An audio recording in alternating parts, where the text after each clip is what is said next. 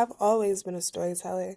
Before I was a singer, before I was a journalist, before I knew who I wanted to be, I knew I had something to say. Maddie knew who she was from a very early age.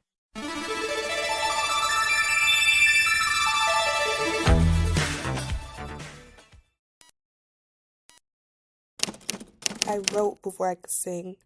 I spoke before I could write.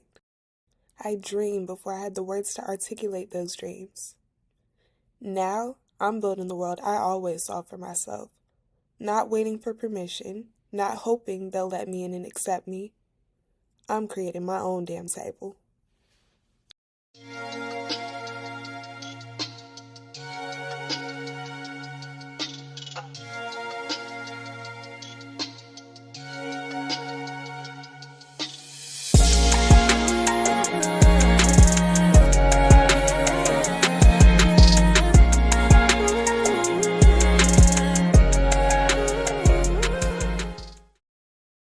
The thing about dreams, they don't wait for you to be ready. They don't wait for your fear to subside. They don't care about your circumstances. They just are, waiting for you to step into them. And that's what I'm doing. I graduated college almost a year ago, started my first corporate job almost 7 months ago, moved out on my own, and life has been moving fast. It's like I constantly feel like I'm running out of time, but then I keep reminding myself, okay, calm down. I'm only 23. I'm not there yet, but right now I am in the best position to create the life I want for myself. So this year is about locking in, taking myself seriously, and fully stepping into the woman I'm meant to be. Because the truth is, I'm not waiting to become anything. I already am. So let's really get into it, because if you are, you've been here before on my channel, you're probably like, girl, what is going on? Where have you been? What is going on? What do you want to do with this? Now, before I didn't really know. Oh, and if you're new here, hi, my name is Micah. Let me introduce myself. Sorry, that was rude. Hi, my name is Micah. Who can I tell y'all that I am? I am, first and foremost, a storyteller. Always been that. Been that since I was a little girl. Grew up acting on stage. Grew up, just writing different poems, writing scripts, writing short stories and stuff like that. Always loved doing that. But as I've gotten older, that turned into being a songwriter, being a singer, being a journalist, and now I'm officially also back on YouTube. So we're excited about this new journey. So if you're watching this video, this is a new series that I'm starting, and I think this is really gonna help me start being more consistent, because I have a plan. Because before I was just doing my little vlogs. I'm the type of person, I just like talking to myself, so I'll pull up my phone and start talking wherever.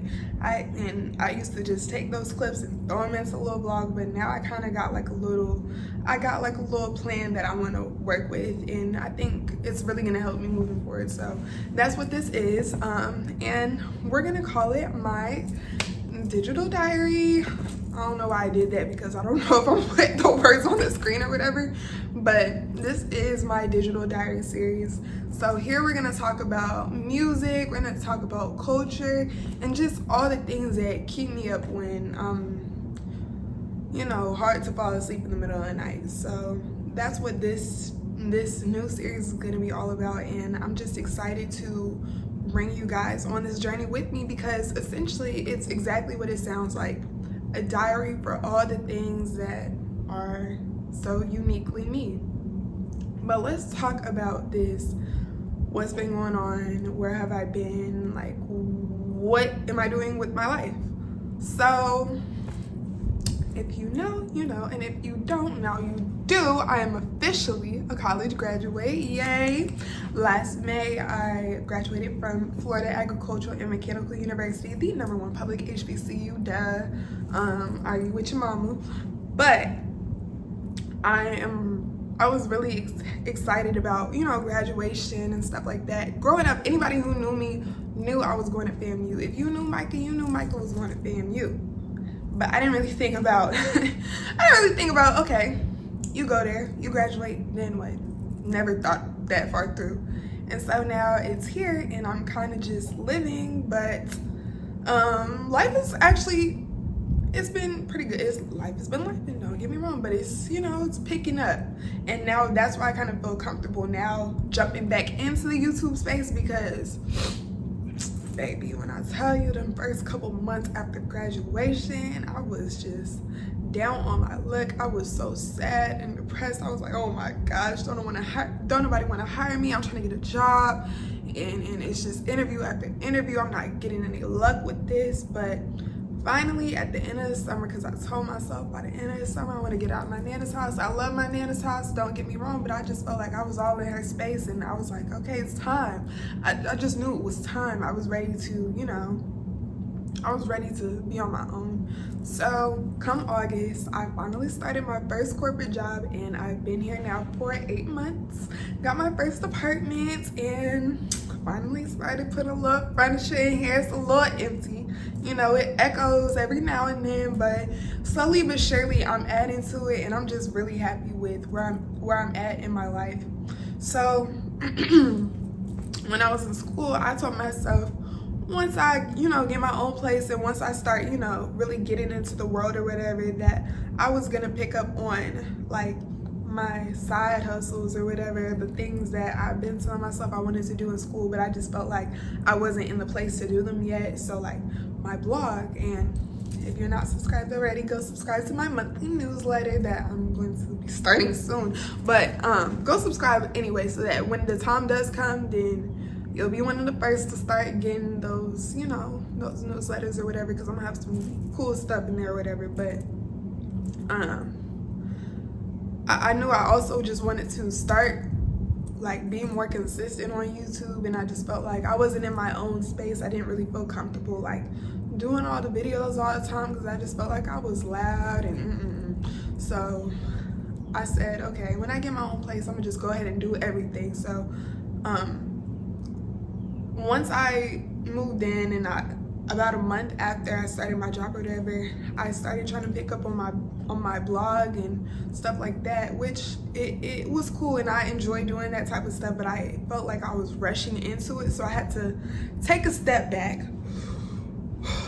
relax, breathe, and really like think about what I wanted this to be, because I'm tired of just like rushing into different things in my life. And I think that's kind of what the theme of this episode is, just being about taking your time and just not feeling like you just have to do everything all at once. Like, give yourself grace, because I wasn't giving myself grace, and it just wasn't working out how I wanted it to.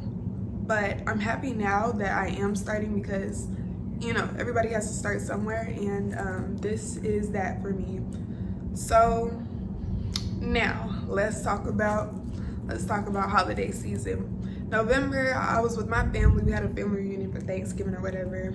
December comes every year, and that is my year to stack and save, because January 23rd, baby, that is my new year, because it's my birthday.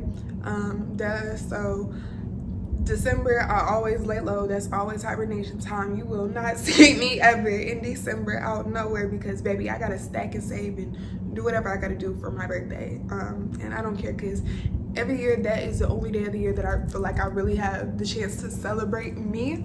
So that's what I did, and especially this year, because it was my first year not in school on my birthday. In high school, it used to be midterms on my birthday. I used to be so pissed. Oh my gosh, I can't even feel happy to celebrate, because I gotta study for these tests or whatever. But then college came, I said, okay, maybe now it'll start. No, because I get to college, and every year my birthday is the start of the semester. So it's like, damn, what?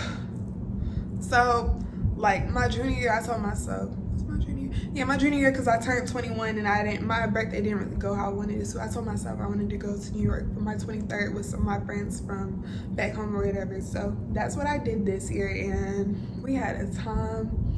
It was so fun. Like, it was chill, like, because I'm the type of person, I don't need to go clubbing, you know what I'm saying? I don't need to do all that type of stuff. I just like, I like to eat good food, I like to sip on good wine, and I'm cool just being around people that I love and that love me.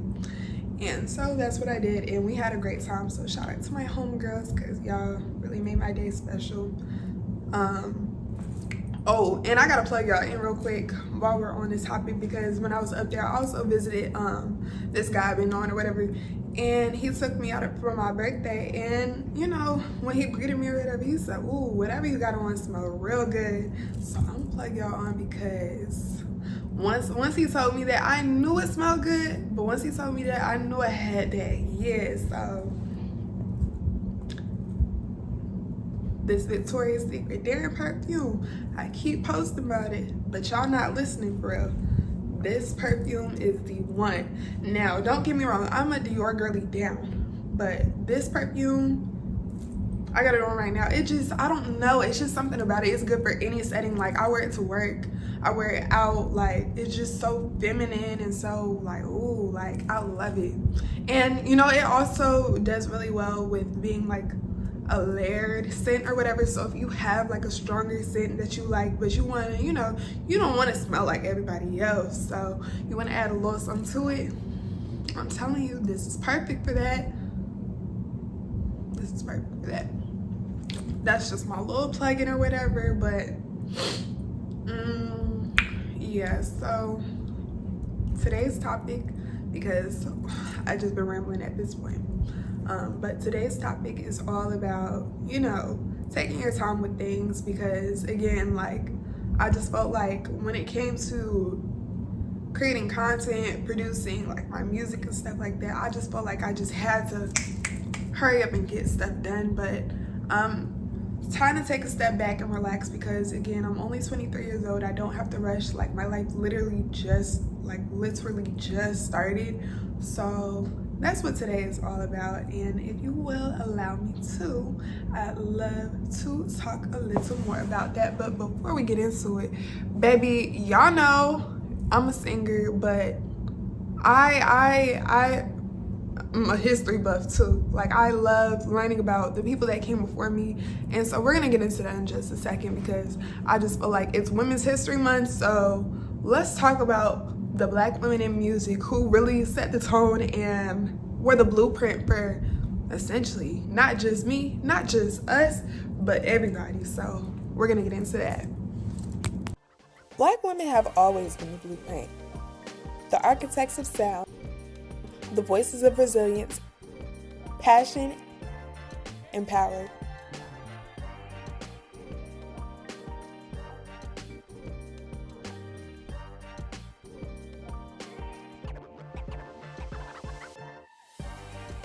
Every note we sing, every lyric we write, and every story we tell, it's because they did it first.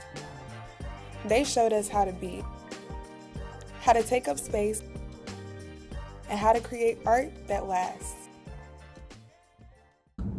So let's really talk about it, because when I think about women in music, I think of not only just them as artists, but I see them as architects. They are the designers of entire genres.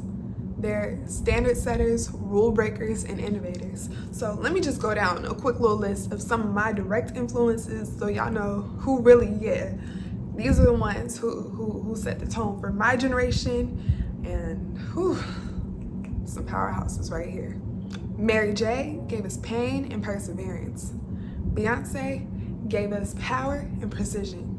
Nicki Minaj redefined what dominance looks like. Rihanna, she made Black women the standard of luxury and rebellion. Janae Aiko gave us softness. And Muni Long showed us the long game of music. I will always give that woman her props, because baby, she made hits that you wouldn't even know she made. And that lady got a pin on her. But then you got the OGs. You got Whitney, Aretha, Lauren, Missy, Tina, Anita. And those are the OGs who built the foundation.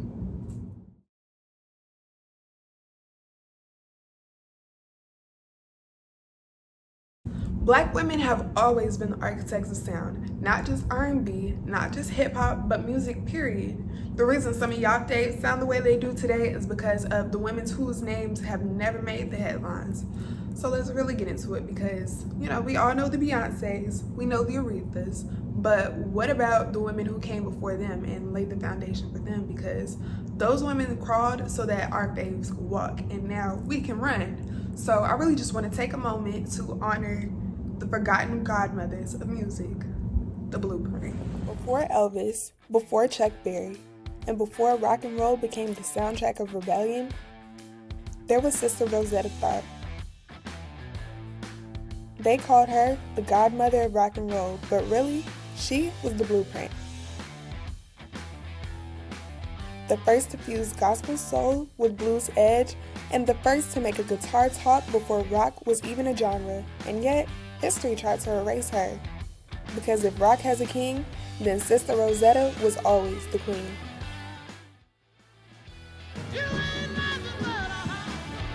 Before Elvis shook his hips, and before he ever recorded Hound Dog, Big Mama Thornton had already howled it.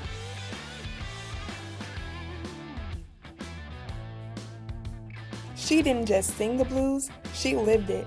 Her voice was raw, untamed, and uncompromising. She made rock gritty before it ever knew how to be. But Elvis got the credit, because that's how history played it.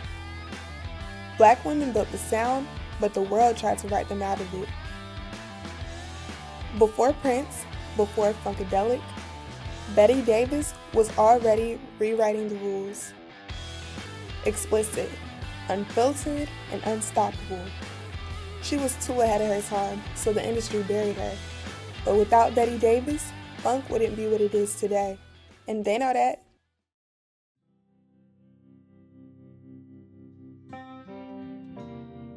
Diana became the icon, but Florence Ballard, she was the powerhouse.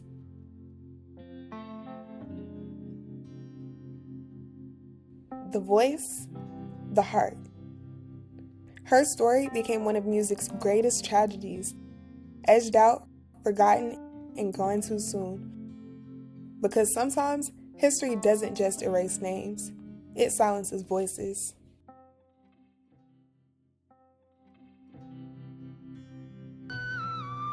Before Mariah and before Ariana, Minnie Riperton was already touching heaven with her voice.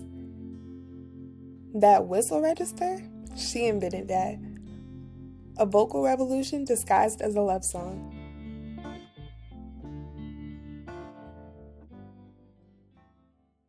I wish you loved me. Before Tynesha Kelly, and before John B., before white artists could step into R&B without side eyes, there was Tina Marie.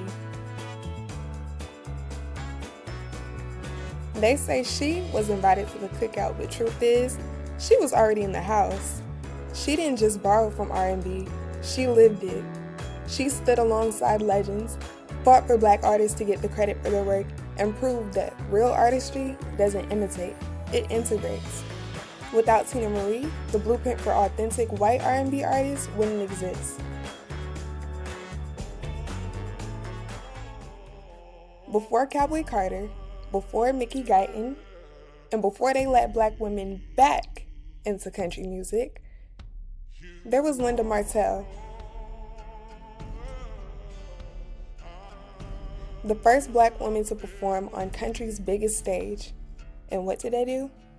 They tried to erase her. But here's the thing about pioneers. You can't rewrite the past, and now, the future is reclaiming its roots.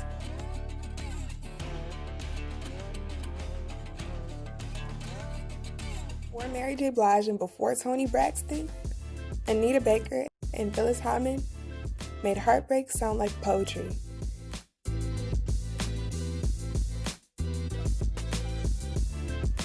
They gave R&B elegance. They gave it depth. And today, every artist pulling from that jazzy, soulful sound owes it to them. She wrote for Janet, she produced for the Isley Brothers, and she could out-sing half the industry. But barely anyone says her name. Let's change that. You know Missy Elliott's version of I Can't Stand the Rain, but do you know Ann Peebles?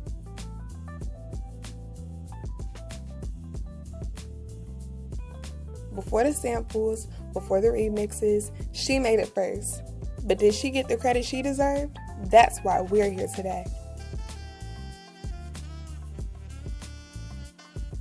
Black women have always been the architects of sound, not just R&B, not just hip-hop, but music, period. If these women could do what they did with no resources, no social media, and no mainstream support, imagine what we can do today. Drop a comment below. Who are the Black women in music who shaped your world? Let's give them their flowers while they can still smell them. The crazy thing is, these women laid the foundation, but so many of their stories got lost or overlooked or just rushed past, and it makes me think about like how often we do that to ourselves. And honestly, that's something that like I'm extremely guilty of, like especially when I first started making music. Honestly, all the music that I made in college was rushed. We're just gonna throw that out there. All of it was rushed because it was my first time like experimenting with sounds. Like I remember my very first studio session, I went in to record one song, but like 40 minutes before I went to the studio, I found the track for Catch a Vibe.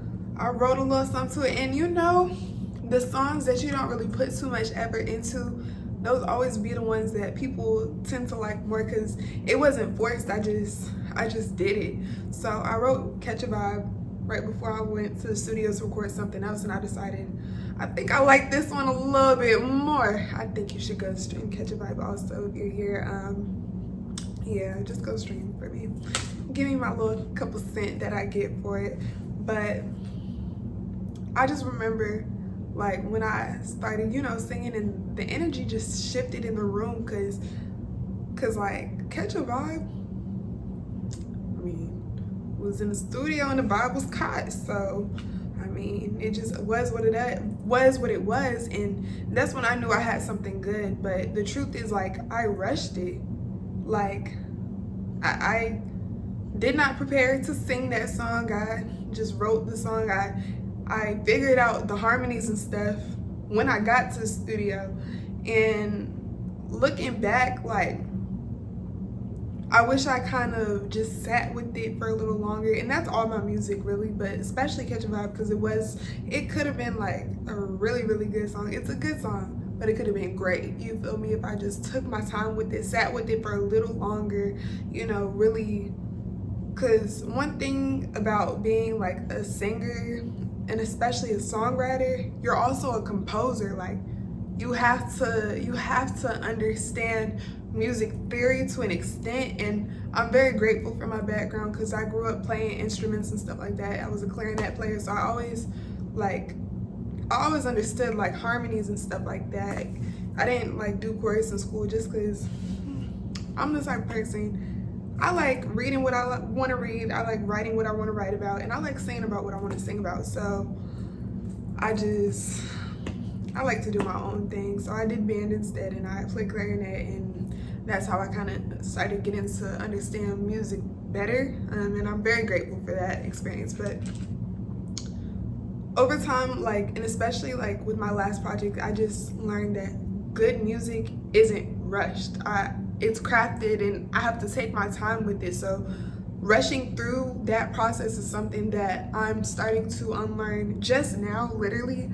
Like, everything up until this point has just all been about learning, you know, learning the process, learning what I need to feel prepared to go to the studio. Like, how do I need to warm up? Because I mean, nobody really teaches you those things. You kind of just do it. So and of course I want to get into it a lot more than what I have time for in this video. So what I'm gonna do is like really go into a deeper dive about especially Catch a Vibe, but all of my songs individually in a separate video. But be on the lookout for my Beyond the Mic session for Catch a Vibe. That'll be coming pretty soon.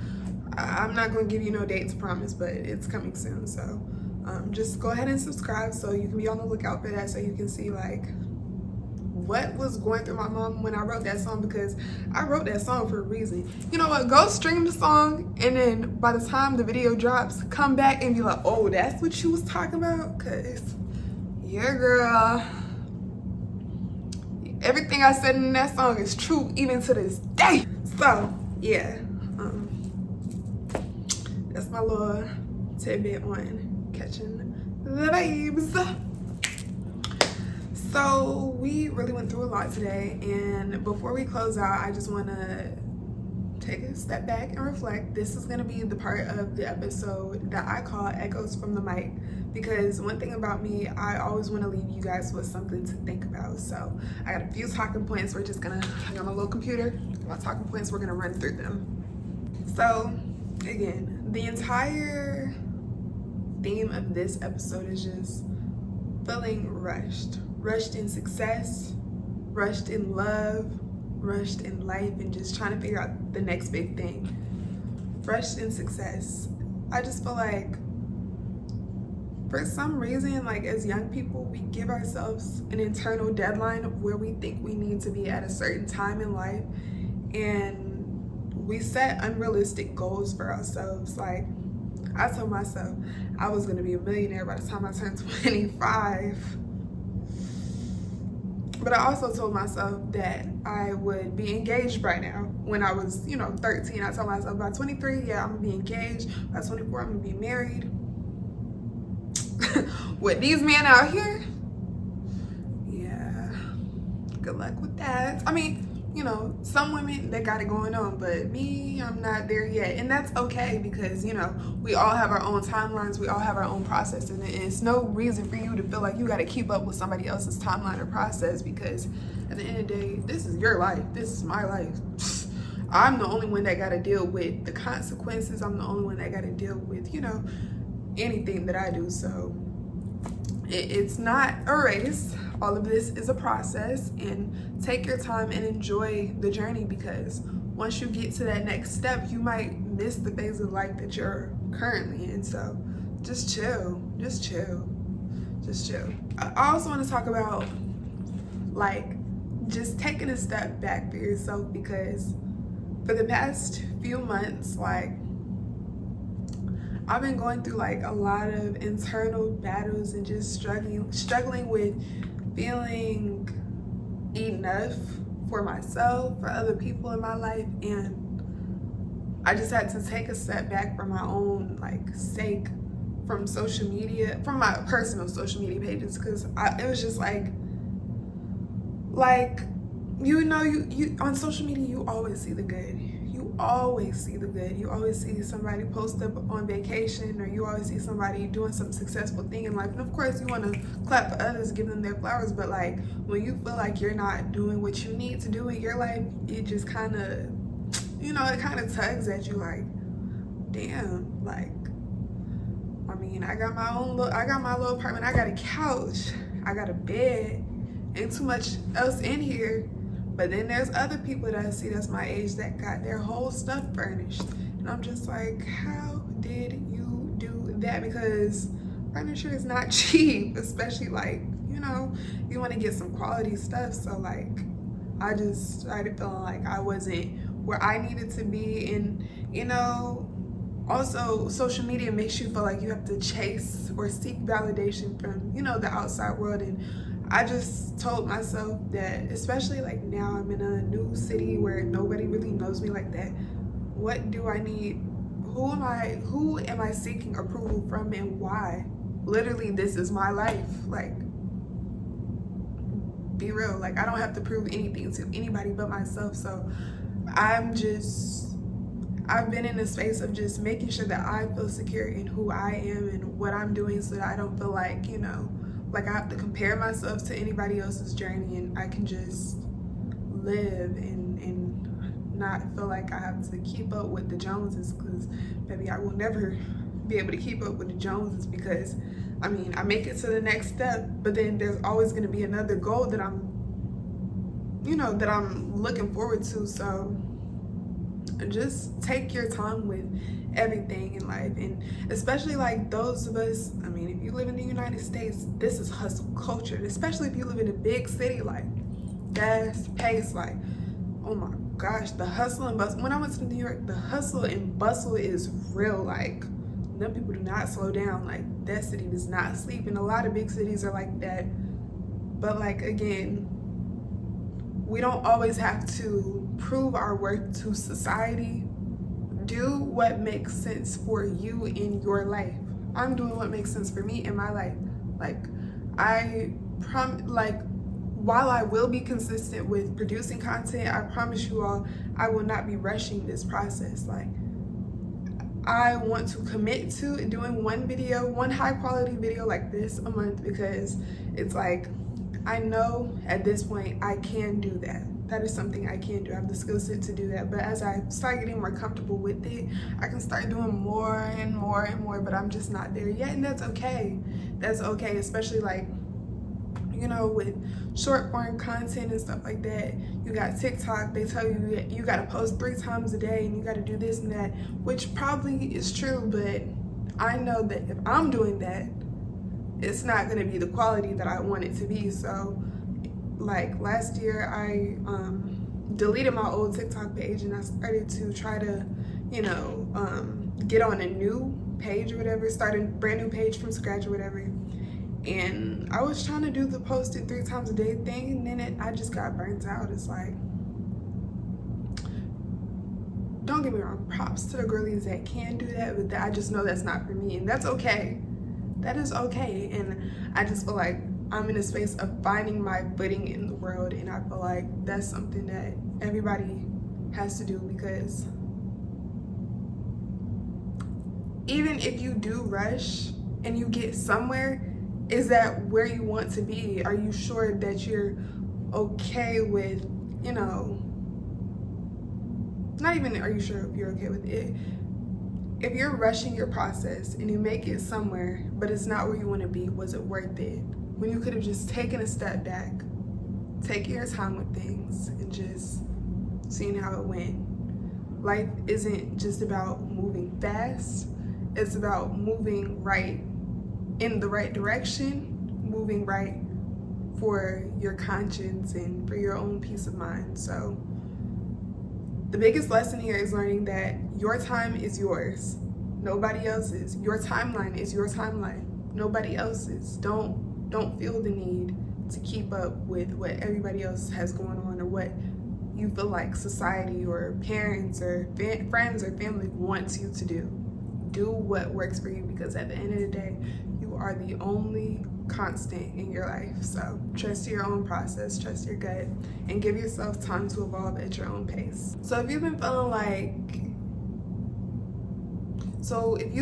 like you're behind, or you're not doing enough, or like everybody else hasn't figured it out, just know that's not true, one. But just breathe, like, because you're not behind. You are on your own journey, and this is your process. So yeah. And so now this is the part of the video where I want to hear from y'all, because I don't have anything else to say about this topic. That is it.